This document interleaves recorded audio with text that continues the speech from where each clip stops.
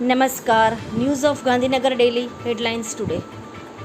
ભારતની સૈન્ય કાર્યવાહીમાં 100 આતંકવાદી અને પાકિસ્તાનના 35થી 40 જવાનોના મોત.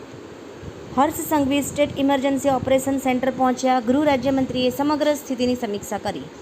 કૌટુંબિક વિવાદમાં અડાલજમાં સાઢુ પર બલૂન ગનથી હુમલો.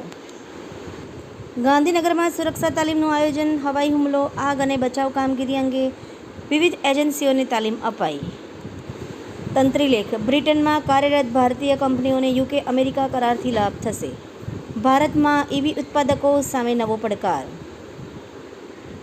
આતંકી સ્થાનને IMFએ આપી $1.4 અબજ લોન. ભારતે IMFના વલણની કરી ટીકા.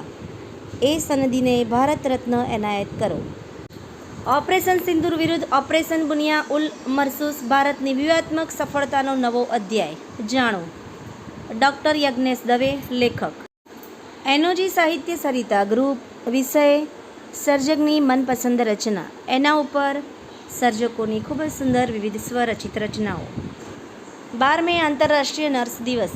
ભારત પાકિસ્તાન તણાવ વચ્ચે ગાંધીનગર ખાતે રક્ત સંજીવની યજ્ઞ મેગા બ્લડ ડોનેશન કેમ્પમાં 200 યુનિટથી વધુ રક્ત એકત્ર. હોસ્પિટલ મેનેજમેન્ટમાં ડોક્ટરેટની પદવી પ્રાપ્ત કરતા પાટણના ડૉક્ટર જાનકી નૈતિકભાઈ પટેલ.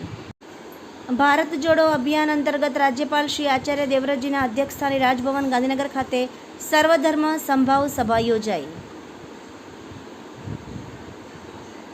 11 મે આંતરરાષ્ટ્રીય માતૃ દિવસ. ગુજરાતની નમો શ્રી યોજનાથી ખીલી ઉઠ્યું માતૃત્વ. 1 વર્ષમાં 4 લાખ માતાઓને મળી 222 કરોડની આર્થિક સહાય.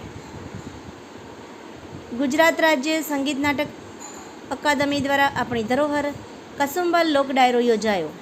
નિસર્ગ કોમ્યુનિટી સાયન્સ સેન્ટર દ્વારા રાષ્ટ્રીય ટેકનોલોજી દિવસની ઉજવણી કરવામાં આવી. ધાર્મિક નગરી સિદ્ધપુરમાં ભારતીય સીમા અને સૈનિકોની રક્ષા માટે ભારત માતા અને શ્રી હનુમાનજી દાદાનો હોમાત્મક મારુતિ યાગ યોજાયો. આભાર. મીનાક્ષી રાવલ, ગાંધીનગર. ન્યૂઝ ઓફ ગાંધીનગર દૈનિક જન ફરિયાદ ન્યૂઝ.